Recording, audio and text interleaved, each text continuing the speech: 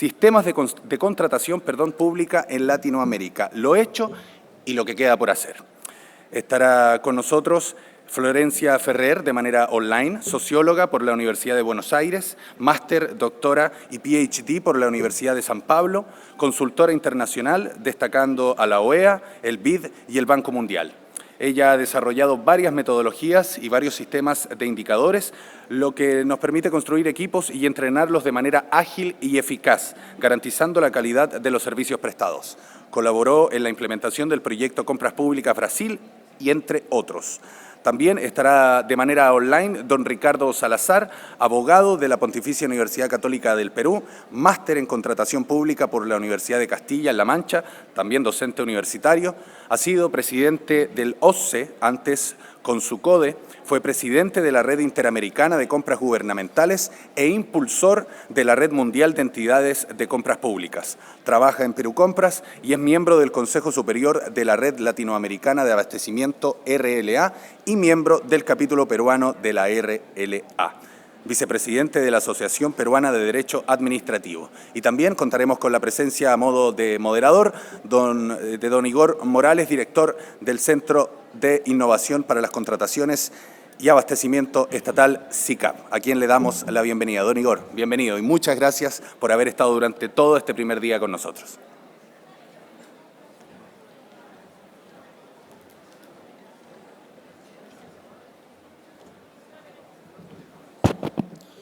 Yo les agradezco a todos, a todas y a todos el tiempo suministrado hoy día.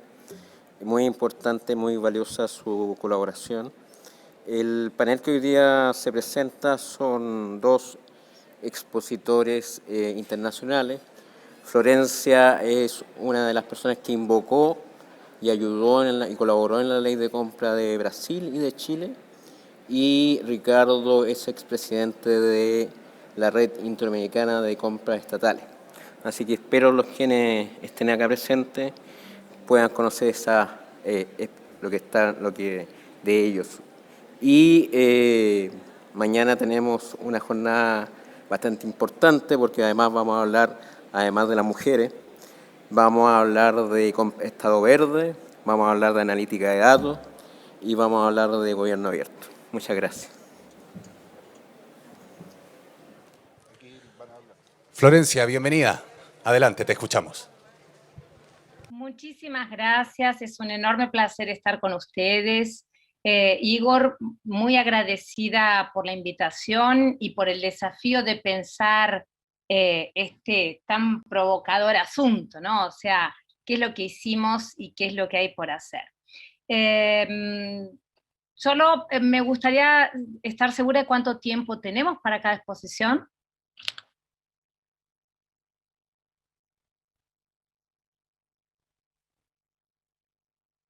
Bueno, empiezo y después me van dando las directrices. Frente a este desafío de pensar juntos esto, qué es lo que hicimos, una especie de balance, no hay cómo no pensar en el momento que estamos viviendo, que es un momento bastante diferente y crítico al que vivimos inclusive pocos años atrás. Como ustedes saben, todos aquí conocemos el tema de las compras y contrataciones públicas.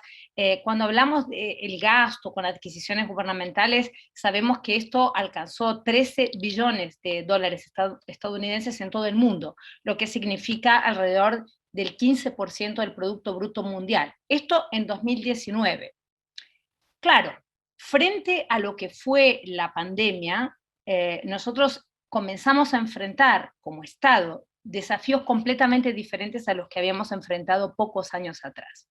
La pandemia instauró una serie de nuevas condiciones, una de ellas es una crisis económica sin precedentes, una caída en la actividad económica, una suspensión de un día para el otro de la actividad económica, lo que necesariamente va a exigir nuevas políticas públicas anticíclicas de parte del Estado. Entonces, si siempre la compra pública fue extremadamente relevante en relación a lo que es el Producto Bruto Interno, después de la crisis del 2019, esto se acrecienta y se acrecienta con nuevos temas, ¿no? En primer lugar, nosotros ya venimos de una situación en donde el Estado, como yo vengo afirmando ya hace algunos cuantos años, el Estado no tiene más posibilidad de ser modernizado. El Estado tiene que ser innovado de forma disruptiva. Nosotros no tenemos más la posibilidad ni los tiempos de hacer innovaciones incrementales, o sea, colocar tecnología a procesos que ya existen. Hablar de gobierno digital es algo totalmente del pasado, en realidad no me parece que el concepto lo deberíamos ir abandonando. El gobierno solo puede ser digital, el gobierno no tiene otra opción de ser en un momento como este. Y una de las cosas que realmente el COVID-19 nos colocó fue una aceleración de la transformación digital por la que en 2 años avanzamos lo que no se avanzaba en una década. Entonces, si cabían dudas, hoy ya no pueden caber más. La existencia digital fue una condición de existencia inclusive de la vida social. Quien no conseguía participar digitalmente de una fiesta de cumpleaños, dejó de tener la posibilidad de conectarse con su familia, con sus amigos. Las cenas se hicieron por videoconferencia, los empleados públicos de un día para el otro tuvieron que cambiar su relación de trabajo para el gobierno digital. Entonces, hablar hoy, en 2022, de gobierno digital, me parece que ya es algo que tendremos que eliminarlo, y hablar de gobierno, esto es lo que hay. ¿Por qué es que yo vengo insistiendo en este tema hace tantos años? Básicamente porque el Estado viene engordando y no creciendo. Entonces el gasto público aumentó más que el doble que la población en los últimos 10 años. Esto quiere decir que es imposible continuar teniendo la misma dinámica. Esto por varios motivos. Uno de ellos es porque, como el Estado es un proveedor de servicios, siempre es muy intensivo en mano de obra. Y con el crecimiento vegetativo de la población, en general, la demanda de servicios públicos del Estado aumenta. A esto se le suma de que el ciudadano del siglo XXI pide mucho más al Estado, y no solo salud, educación y seguridad pública. Pide derechos iguales, pide aumento de participación en la formación de políticas públicas, pide hospitales para animales, para sus pets y no solo para los humanos. Entonces, el ciudadano del siglo XXI es muchísimo más exigente en relación a lo que quiere de políticas públicas. Miren Chile, ¿no? O sea, en donde, ¿quién podía imaginar 2019 las movilizaciones que hubo en Chile y todo el proceso que ustedes lo conocen en carne propia? Entonces el Estado, y esto, quien me conoce o ya vio mis conferencias, yo vengo hablando de esto ya hace 20 años, o sea, el Estado precisa ser reinventado, no tiene más cómo continuar haciéndose lo que se hacía 10 años atrás. Todo proceso pre-internet es obsoleto, no tiene por qué ser mapeado y rediseñado, tiene que ser totalmente reinventado. Y diría que después de la crisis, de la prueba de concepto que el COVID nos colocó, fue una prueba de concepto radical de transformación digital. Bueno, esto se tornó todavía más contundente. Claro que después del COVID nosotros enfrentamos, o sea, y además de esta situación, nosotros tenemos procesos que ya estaban presentes. Hablar de desempleo estructural no es nada nuevo, esto es algo de que con la aceleración de la transformación digital desde el comienzo del siglo XXI, nosotros tenemos, independientemente de si la tecnología emplea más de lo que desemplea, básicamente el proceso de desempleo estructural tiene que ver con que la gente que sale del mercado de trabajo no es la que el mercado está buscando. Y esto, por primera vez, fue algo muy difícil de revertir, en donde hay, por un lado, este desempleo estructural, y por otro lado, hay lo que llamamos de un apagón de mano de obra. O sea, hay una cantidad enorme de empresas buscando gente para trabajar y no hay gente que se presente. Y esto no pasa solo en las empresas de tecnología. Hoy, si uno quiere arreglar una calle y no sabe usar, o sea, no hay máquinas hoy que no tengan control por internet, que no tengan tecnología incorporada, que no tengan internet de las cosas. Entonces, la demanda de mano de obra siempre está cargada de tecnología hoy, para todas las funciones, prestación de servicios o no. Un peluquero hoy es mucho más complejo que 10 años atrás, la cantidad de oferta, la diversidad de productos, de herramientas que existen, hacen que básicamente en todos los aspectos de la vida y del mercado de trabajo haya una presencia muy importante de este componente de tecnología. Y como nosotros sabemos, esta formación si nosotros pensamos en las generaciones que tienen hoy 40, 50 años, crecieron con una educación, inclusive las de 30, crecieron con una educación que entrenaba a las personas a adquirir conocimientos y a repetir conocimientos, siendo que estas no son las habilidades que se necesitan hoy. Ya se habló mucho sobre esto, pero básicamente esto es cada día más importante. Escuelas, por ejemplo, que no enseñen programación, no digo computación, computación es obvio, pero que enseñen programar. Bueno, básicamente esto provoca abismos sociales y brechas imposibles de resolver. Entonces, cuando uno ve los países de la OCDE, básicamente todos tienen programación como parte del currículo escolar, como se le enseña inglés, no se puede solo enseñar la lengua oficial, sino también, bueno, básicamente hablar de inglés es obvio, hablar de programación también. Y la creatividad, que es un elemento esencial para poder adaptarse a una nueva demanda, una nueva sociedad, en donde lo que uno tiene que saber hacer es resolver problemas, porque las soluciones aparecen cada día y con una velocidad cada vez mayor.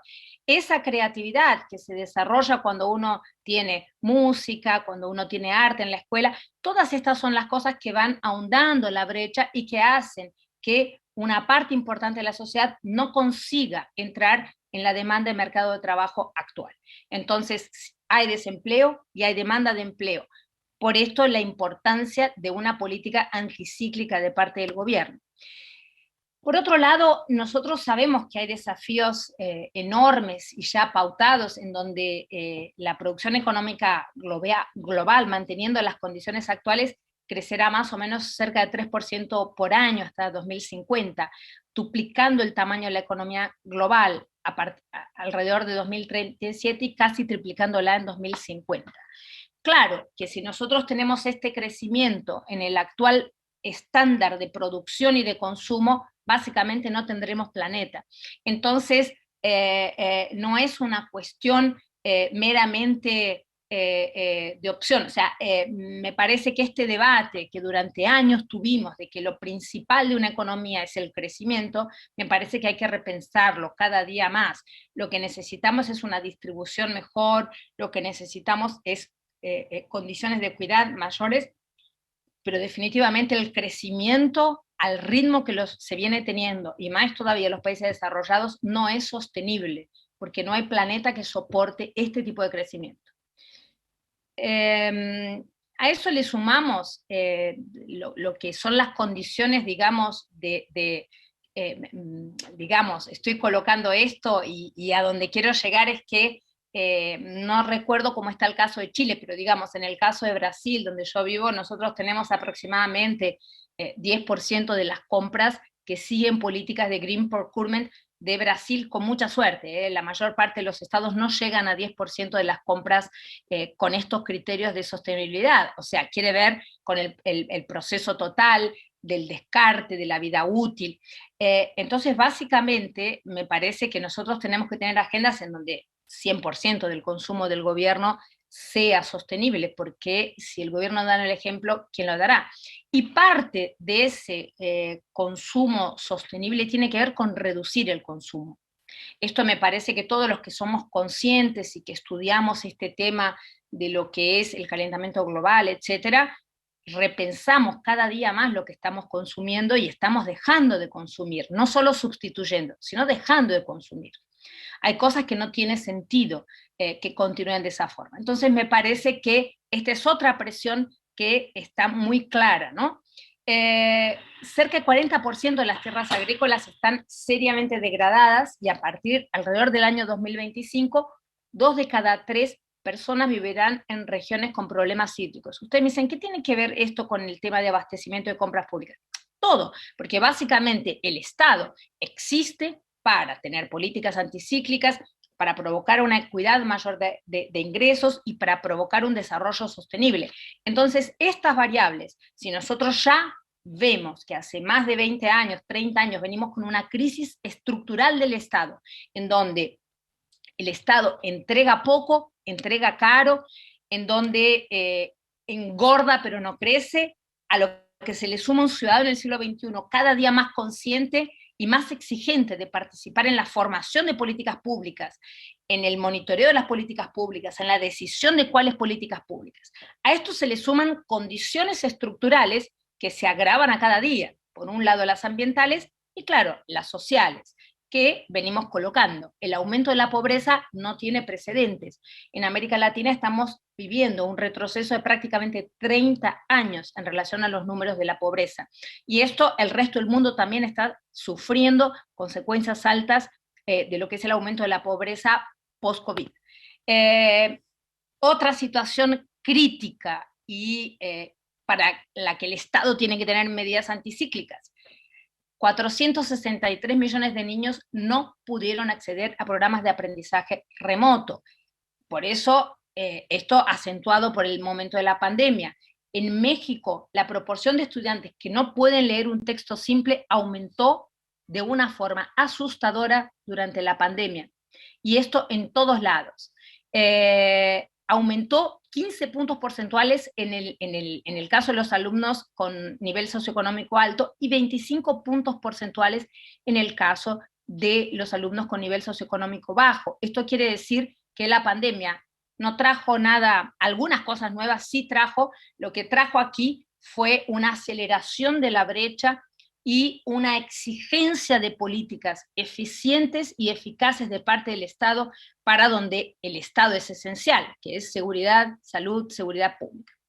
Las pérdidas de aprendizaje en el mundo son asustadoras, hay unos mapas aquí interactivos, como no tengo tanto tiempo y no es el foco de la presentación, hay un informe muy interesante de UNESCO y Banco Mundial que muestra lo que fue la pérdida de días de escuela en los diferentes países, y la verdad América Latina salió bastante mal en la foto, ¿no? Este número es asustador. 463 millones de niños no pudieron acceder a los programas de aprendizaje a distancia. Entonces, de nuevo, aquí sí es donde el Estado es esencial.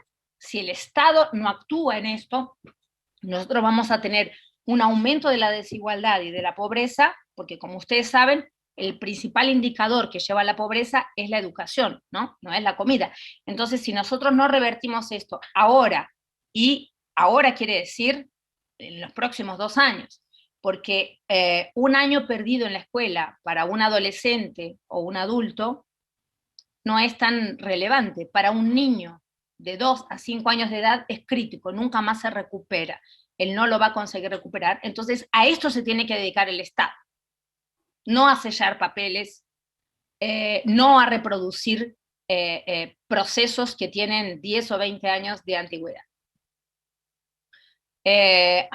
Después les dejo en la presentación algunos materiales también muy interesantes. Entonces, vamos aquí y me quiero enfocar en lo que yo entiendo como los principales desafíos. Cuando nosotros hablamos de compra pública, y sé que la mayor parte de los que están aquí en el evento participan de una forma o de otra en la compra pública es una política transversal que impacta en absolutamente todas las políticas públicas que el Estado tiene. No se hace educación, no se hace salud, no se hace seguridad pública, no se hace defensa si no se tiene abastecimiento adecuado del Estado. Entonces, la compra pública yo diría que es el corazón de la máquina del Estado. Sin esto no hay políticas públicas posibles. Con una compra pública eficiente, eficaz, nosotros tenemos un conjunto de temas que conseguimos provocar. Hay pocas políticas públicas que tengan esta capacidad de atravesar transversalmente y de provocar esta cantidad de impactos positivos o negativos, claro, ¿no? Porque si lo hacemos bien, tiene impacto positivo, si lo hacemos mal, es todo lo contrario.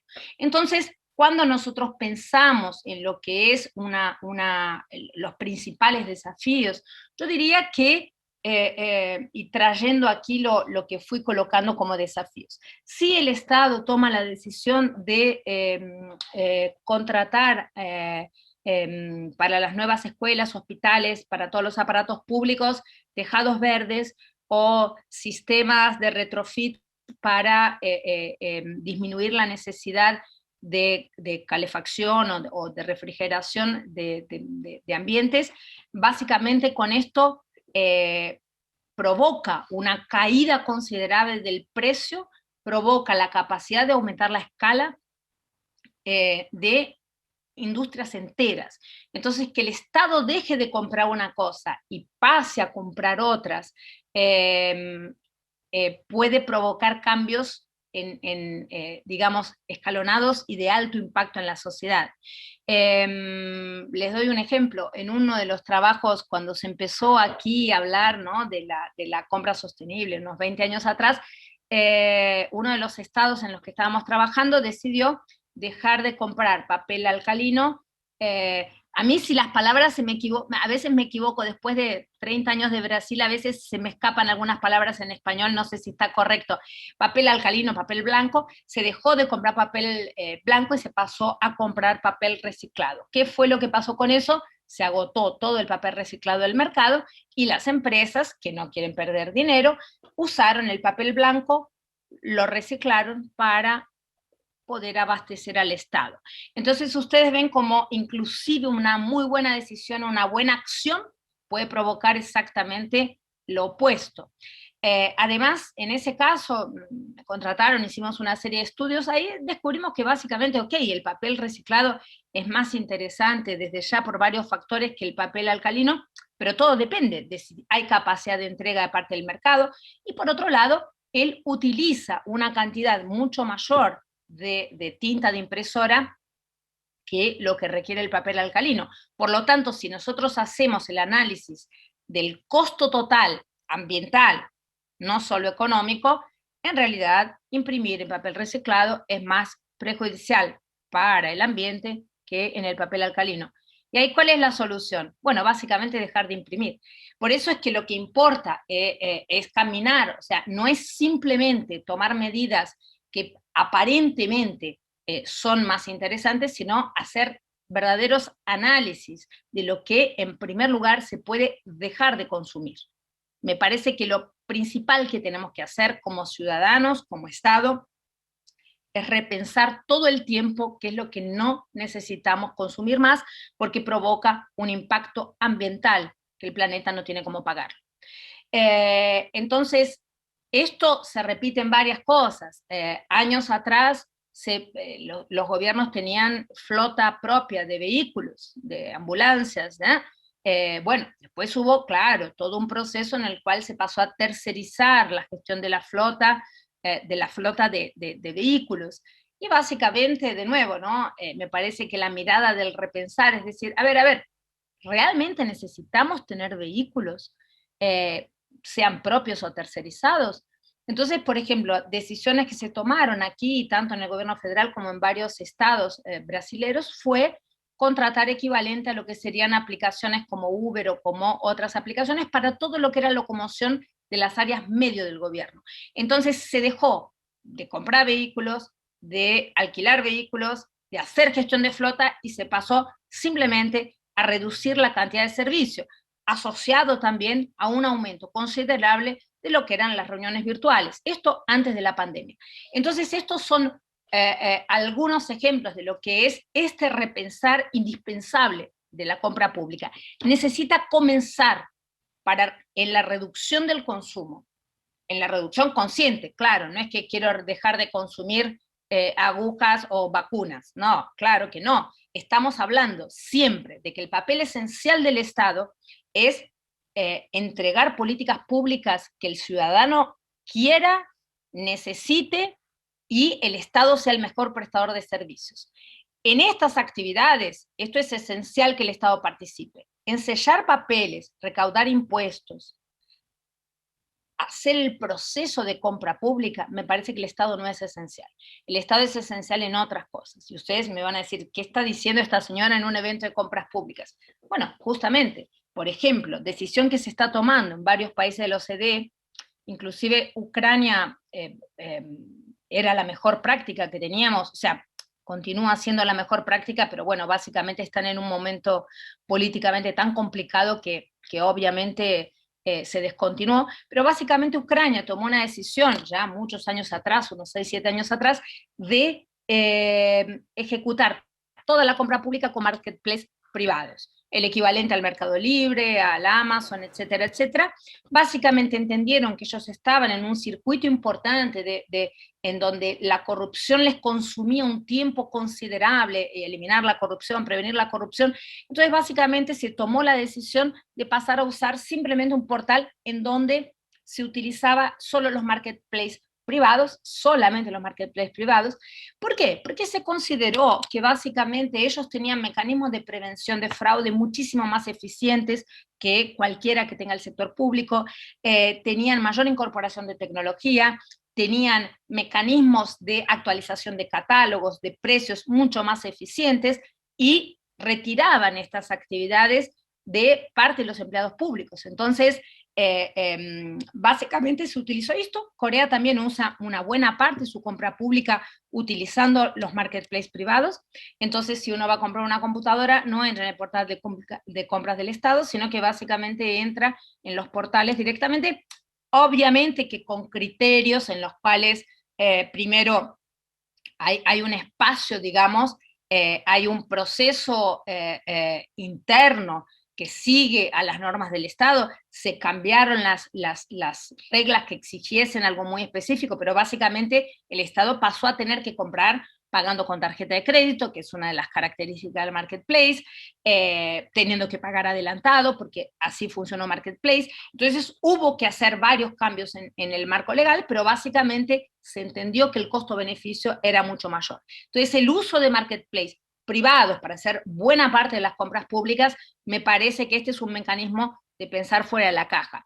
El Estado, en lugar de continuar gastando tiempo, recursos, en una cantidad enorme de profesionales que hacen la gestión de las compras, se puede dedicar a cosas mucho más importantes y que solo el Estado puede hacer.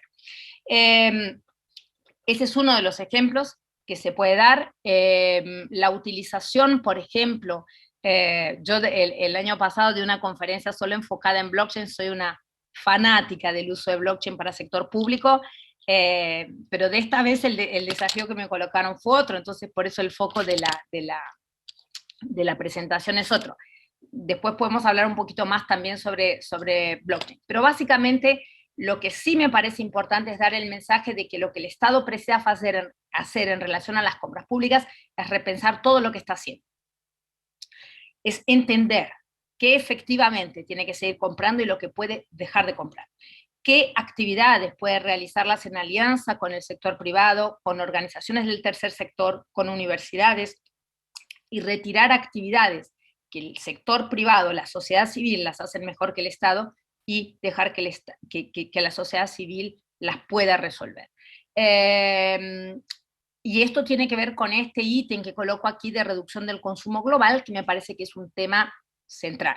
Desde ya, realizarlo esto, ¿no? La compra que se hace, realizarla de forma responsable y no mirando solamente el precio que se paga y sí el costo total, ambiental, social, no solo del ítem, ¿no? Entonces, ¿cuál es el descarte? ¿Cómo se hace el descarte del bien? La empresa que está prestando el servicio tiene mujeres en el comando, cuántos empleos genera empleos locales o trabaja solo con productos de China. Bueno, en fin, entonces, todo este mirar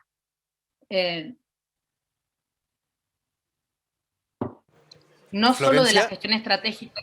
Sí, sí, disculpa, solo por motivos del tiempo, si nos pudieras entregar sí, una última reflexión, sí, porque para así continuar perfecto, con don Ricardo. perfecto.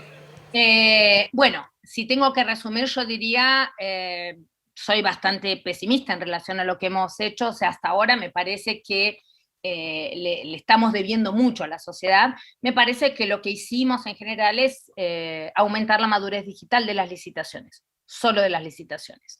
Me parece que lo que falta hacer es enfocar en la eficacia y no solo en el control.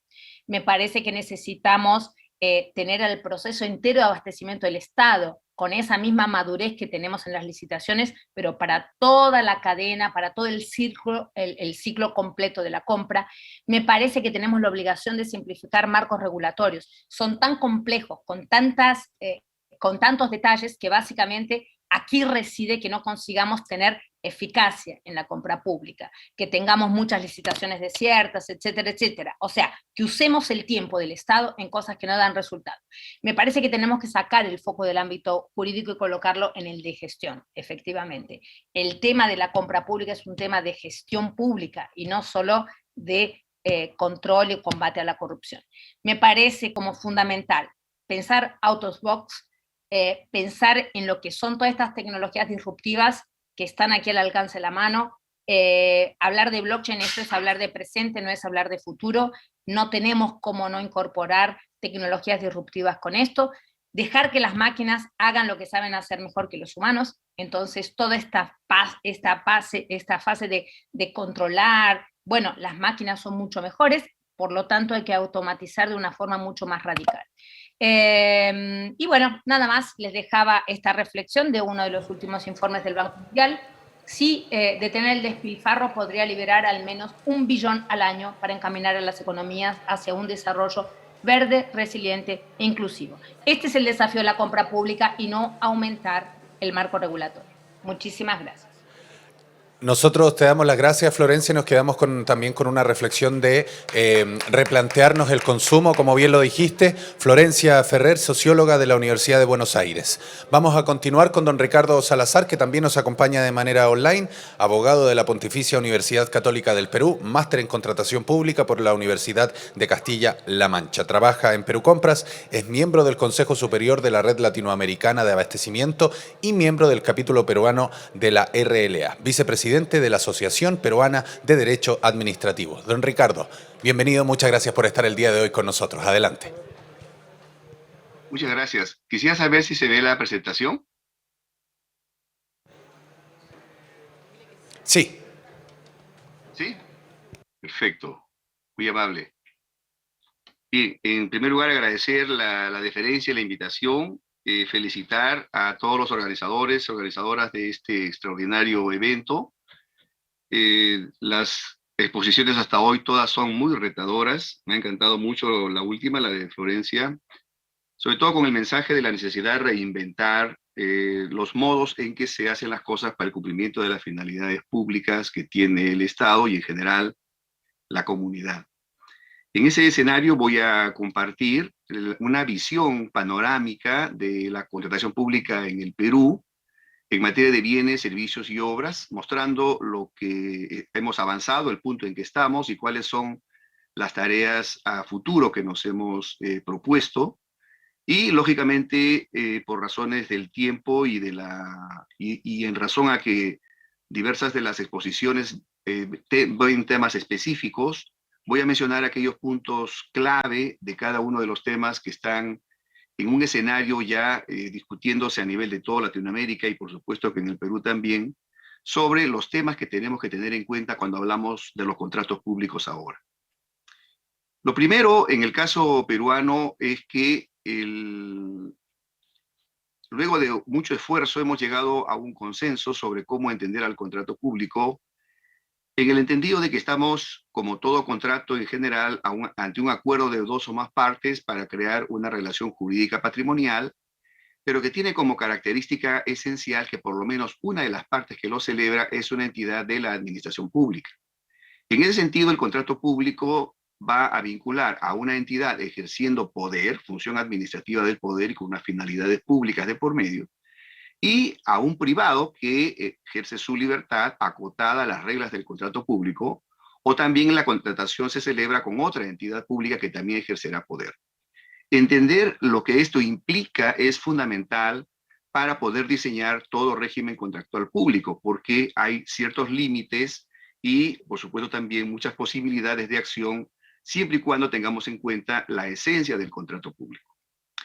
Otro tema que está en mesa en el caso peruano es la construcción del gobierno abierto o más agregadamente del Estado abierto, que implica esta vinculación que tiene que haber entre las autoridades y la comunidad en dos líneas, la de colaboración mutua y la de contrapeso mutuo, de modo tal que la construcción de los asuntos públicos se haga de manera participativa, con una visión compartida, con propósitos claros y que todo ello nos lleve a redundar en la generación de valor en favor de la comunidad para el desarrollo sostenible de este.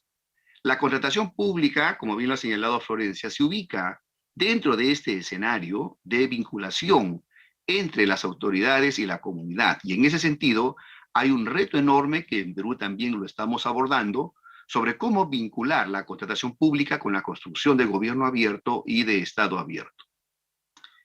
Otro eje sobre el cual construimos nuestros conceptos está referido a lo que denominamos el núcleo de la contratación pública, que implica para todo país dos retos.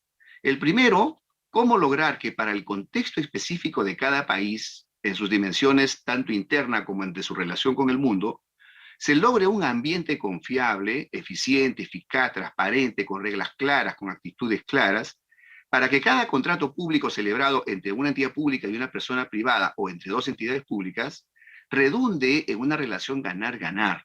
Es decir, que sea un escenario de eficiencia, de eficacia, de transparencia, que dé confianza a los actores para que esto sea posible. Pero hay otro reto adicional, y es cómo lograr que cada contrato público, por más pequeño o grande que fuere, efectivamente aporte valor a la comunidad para su desarrollo sostenible. Más aún ahora en que diversos países, dentro de ellos el Perú, hemos suscrito este documento de los Objetivos de Desarrollo Sostenible que marcan tareas a desarrollar medibles y auditables. En ese sentido, en el Perú estamos trabajando ya también esta vinculación entre contratación pública y desarrollo sostenible. Esto nos abre una agenda enorme sobre temas a trabajar de manera simultánea. Un conjunto de temas que está en esta zona de la izquierda, que explicaré de manera muy breve, por supuesto, en su momento, que todos ellos en conjunto deben dar como resultante que la contratación pública sirva efectivamente para el cumplimiento de las políticas de gobierno de corto plazo, para la construcción de la visión de país, para el cumplimiento de nuestros compromisos internacionales con los objetivos de desarrollo sostenible y para nuestro aporte en las nuevas rutas que marcan los retos de la humanidad. En ese sentido, es importante destacar, como bien se señalaba también por expositores anteriores, la altísima importancia que tiene la contratación pública como un nexo entre las políticas públicas y lo que realmente va a pasar. Es decir, la contratación pública es un instrumento que, si es que se utiliza adecuadamente y en un escenario adecuado, pues los resultados en políticas públicas se harán realidad. De lo contrario, o se retardarán o simplemente no será posible realizarlas. En ese escenario, entonces, las tareas son importantes y vamos a compartir lo que en Perú tenemos en cada uno de estos temas que están aquí en las partes de la izquierda, con miras a la mejora continua de nuestra contratación pública. En primer lugar, en Perú se ha decidido la incorporación de la contratación pública dentro del Sistema Nacional de Abastecimiento. Tuvimos un Sistema Nacional de Abastecimiento hasta el año 95, se desactivó y se ha retomado el 2018. Y el resultado ha sido que se ha vuelto a integrar a la contratación pública ya de manera formal dentro de la cadena de abastecimiento público, conjuntamente con otros dos eslabones como son la programación y la administración, ahora en bienes, servicios y obras. Con lo cual la contratación pública potencia su capacidad de acción coordinada con otras tareas y líneas de acción del Estado para hacer del abastecimiento público una vía adecuada para la provisión de bienes, servicios y obras. Nuestro sistema nacional de abastecimiento está compuesto por entidades, teniendo como entidad rectora a la Dirección General de Abastecimiento, que pertenece al Ministerio de Economía y Finanzas. Tenemos dos entidades intermedias, el OCE y Perú Compras, en materia de contratación pública, y al conjunto de órganos de las entidades públicas que están involucrados con la cadena del abastecimiento público. A efectos del afianzamiento de este sistema de abastecimiento, se están realizando acciones y utilizando ciertos instrumentos.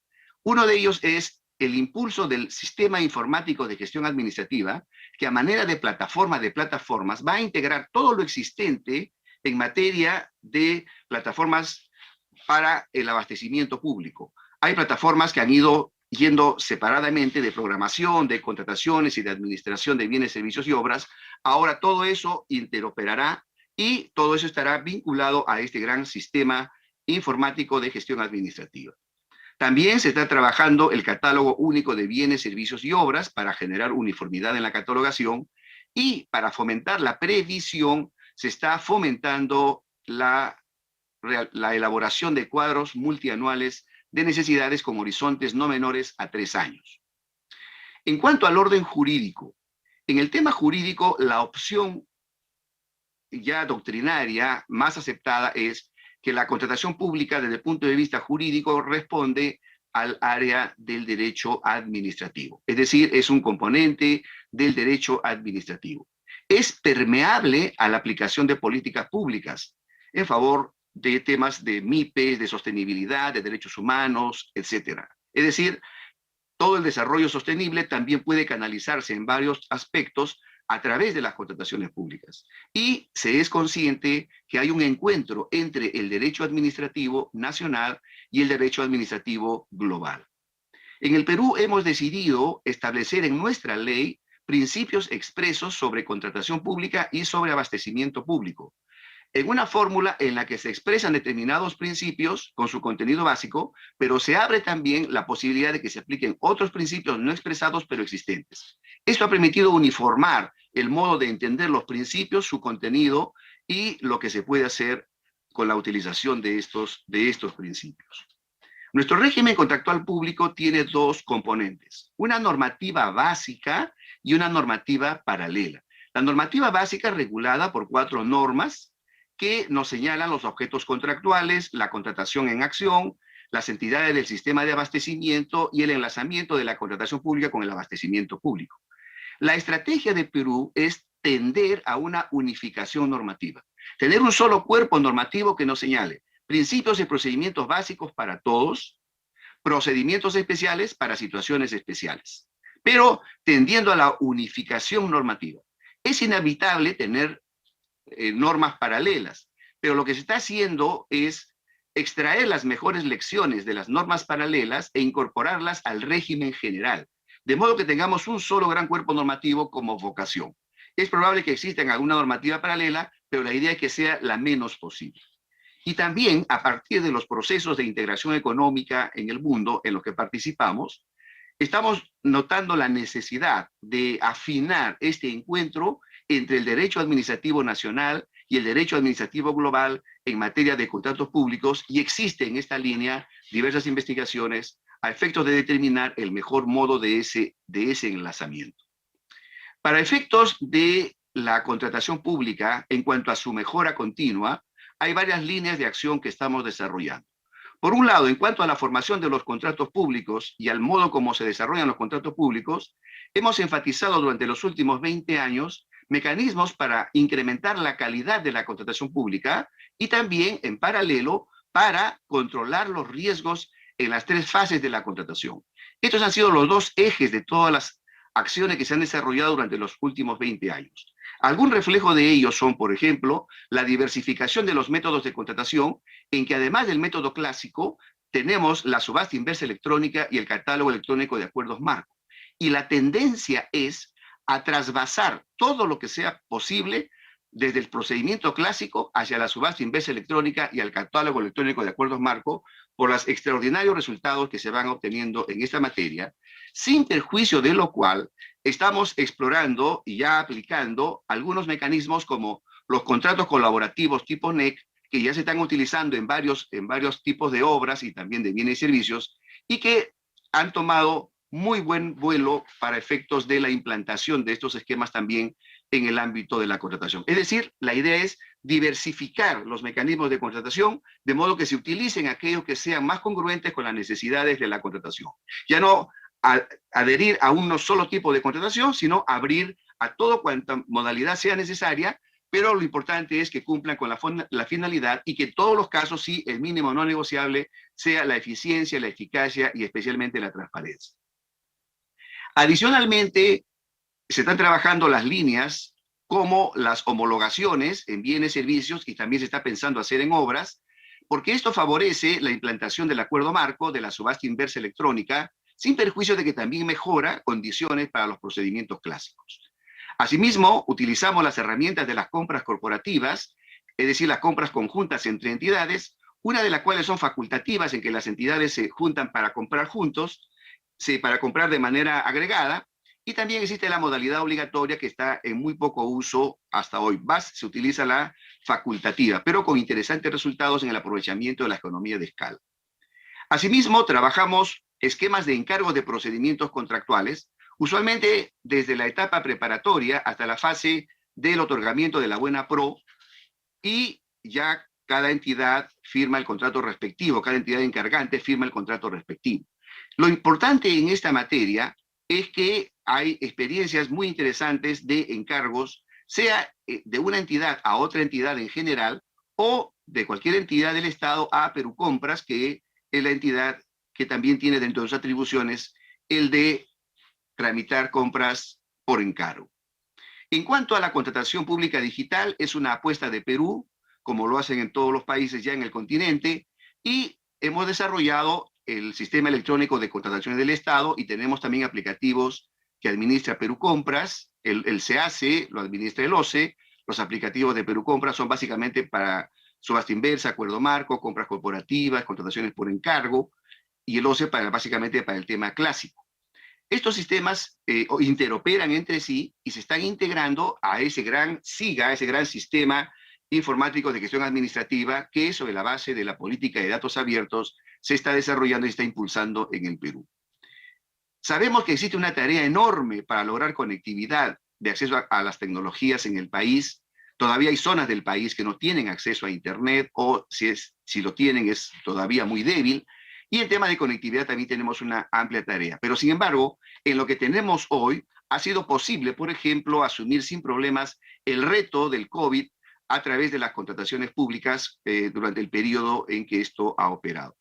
Lo que sí somos conscientes de una máxima, que es que por más aprovechamiento de tecnologías de información que se tenga y por más entusiasmo que tengamos en aprovechar la tecnología y la información, jamás ese aprovechamiento debe implicar ni sacrificar los derechos e intereses públicos, ni los derechos e intereses de los administrados, de los proveedores, por ejemplo. Es decir, no por utilizar tecnología de información podemos generar discriminaciones o alguna afectación a los derechos de las personas, a los derechos humanos en general. En ese sentido, resulta fundamental esta máxima tenerlo en cuenta cuando se diseñan los mecanismos de aprovechamiento de tecnología de información en materia de contratos públicos. Por otro lado, para efectos del control de los riesgos,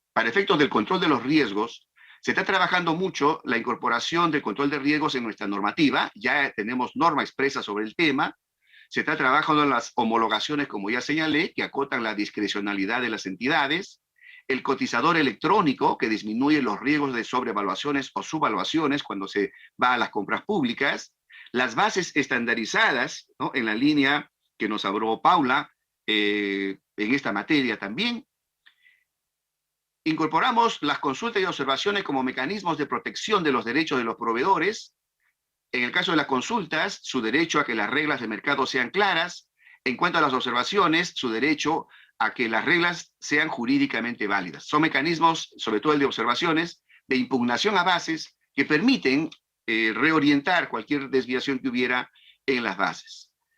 En cuanto a la determinación de la oferta ganadora, estamos evolucionando desde el procedimiento clásico hacia la subasta inversa electrónica y el catálogo electrónico de acuerdo marco. Lo previsible es que no menos del 90% de las contrataciones del Estado tengan que ir por subasta inversa o por acuerdo marco. Eso es lo previsto en un plan que se tiene de aplicación progresiva. Y la ventaja es que en el caso de subasta inversa son los lances de los proveedores los que determinan al ganador, y en el caso del catálogo electrónico es un algoritmo el que se aplica. Asimismo, se está trabajando el perfeccionamiento de los medios de control. Aquí tenemos una tarea. Todavía falta poner de acuerdo a los funcionarios públicos, a los proveedores, a los procuradores públicos, o sea, defensores del Estado, a los defensores de los proveedores, a los fiscales, a los jueces, ponernos de acuerdo sobre cómo entender los principios de la contratación, las reglas de contratación y los retos que se tienen, sobre todo cuando hay que aplicar márgenes discrecionales. La falta de acuerdo es lo que trae problemas y entrampamientos por el temor a ser sancionado o por el temor a una observación. Por eso es que hay una tarea pendiente en nuestro país y la estamos asumiendo de reunir a todos estos actores para dialogar sobre estos temas y llegar a acuerdos concretos. En materia de solución de controversias, tenemos solución de controversias en el ámbito precontractual, Allí hay una vía administrativa y contencioso administrativa con intervención de un tribunal administrativo que pertenece al OCE para el caso de impugnaciones a buenas pros. Y en la fase post por contractual está pasando también algo muy interesante. Antes existía solamente vía administrativa y contencioso administrativa, eso fue sustituido por conciliación y arbitraje. Sobre todo el arbitraje aportó mucho en lo que es reducción de los tiempos para solución de controversias. La conciliación ha funcionado, pero no como hubiéramos querido. Lo que ha ingresado últimamente es la Junta de Resolución de Disputas, conocida en el mundo como el Dispute Board, en el que el ambiente en que se tiene que operar no es adversarial, como en el caso de arbitraje, en que las partes se sienten adversarios y alguno tiene que ganar. En el caso del Dispute Board o Junta de Resolución de Disputas, ahí las partes tienen que llegar a acuerdos y si no, la Junta de Resolución de Disputas dirá, nos vamos por esta ruta y se ejecuta el contrato en sus plazos con los mejores costos posibles y lógicamente si las partes no están de acuerdo dirán arbitraje, pero después de que ya la obra se entregó a la comunidad. Entonces esto se está viendo con muy buenos ojos y hoy se piensa extender esta Junta de Resolución de Disputas también a bienes y a servicios en el Perú. Como penúltimo tema, la formación de capacidades. En el Perú entendemos, como en todos los países, la alta importancia que tiene quienes participan en la contratación pública, cualquiera fuere su rol, sea entidad, sea funcionario, servidor de entidades públicas, sea contratistas, sean en general quienes participan como auditores, fiscales, etcétera, de una u otra manera. La idea es que exista una formación según los roles que le corresponde a cada cual, con una tendencia a la profesionalización y especialización. En el Perú tenemos una certificación obligatoria que la otorga el OCE, previo exámenes que las personas que participan en contratación pública directamente deben seguir. Lo que estamos replanteando ahora es ir más allá de solamente tener conocimientos técnicos de contratación y también trabajar toda la parte de las motivaciones de las personas, sobre todo en el desarrollo de habilidades blandas, que es lo que se requiere mucho en el ámbito de los contratos públicos, porque son las personas finalmente las que realizan las contrataciones públicas. Y si son conscientes ellas que la contratación pública es una misión con la comunidad, entonces es más rico la posibilidad de los resultados a obtenerse en esta materia. Y como último punto y tema que está en agenda es el de la dimensión internacional. La colaboración entre entidades y actores de la contratación pública a nivel continental y a nivel mundial es fundamental. ¿Quién mejor que las personas que conocen el día a día para dialogar sobre políticas tanto nacionales, continentales o globales en materia de los contratos públicos? Por supuesto que toda visión es importante y hay que integrarlas, pero de modo tal que de manera pacífica se vaya construyendo toda una doctrina global en materia de contratación pública y de abastecimiento público. Por eso es que saludamos la existencia de la Red Interamericana de Compras Gubernamentales. Hay que retomar la Red Mundial de Entidades de Compras Gubernamentales. También saludamos a la Red Latinoamericana de Abastecimiento y otras redes que se establecen en materia del abastecimiento público por la altísima importancia que tiene para el intercambio horizontal de experiencias y criterios. Para terminar, todo esto finalmente se reduce en la trascendencia que tiene la contratación pública como instrumento de gestión pública.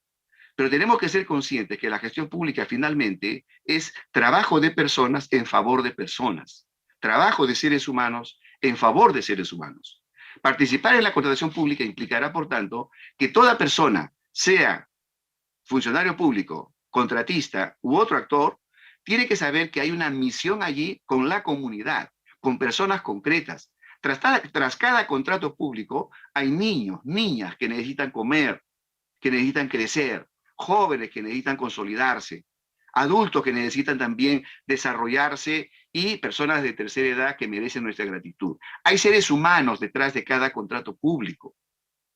Todo lo que nos ha dicho Florencia en el escenario en que estamos, eso hay que tenerlo muy en cuenta cuando se trabaja en contratos públicos.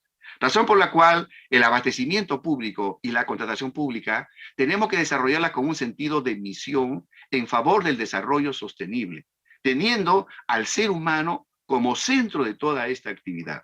Así cobrará vida esta actividad de modo tal que dé los frutos que se desean para que sea un medio válido para el cumplimiento de finalidades públicas y, lógicamente, para el desarrollo de nuestras comunidades. Muchas gracias por su atención.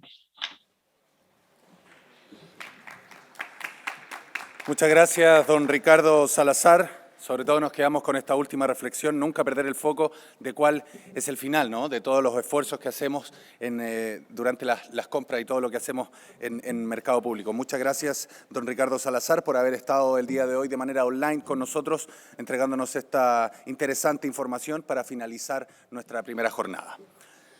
Así llegamos al final de nuestra primera jornada de esta cuarta versión de la Expo Mercado Público. Le queremos dar las gracias, primero que todo, a nuestro moderador, don Igor Morales, quien estuvo toda la jornada con nosotros, así como también a cada speaker, a cada expositor y, por supuesto, a cada uno de los asistentes presenciales a nuestro salón en Espacio Riesgo, como también a todos y todas quienes se conectaron y siguieron todas las charlas a través de Internet. Nosotros los esperamos mañana. Que tengan una excelente tarde. Hasta luego.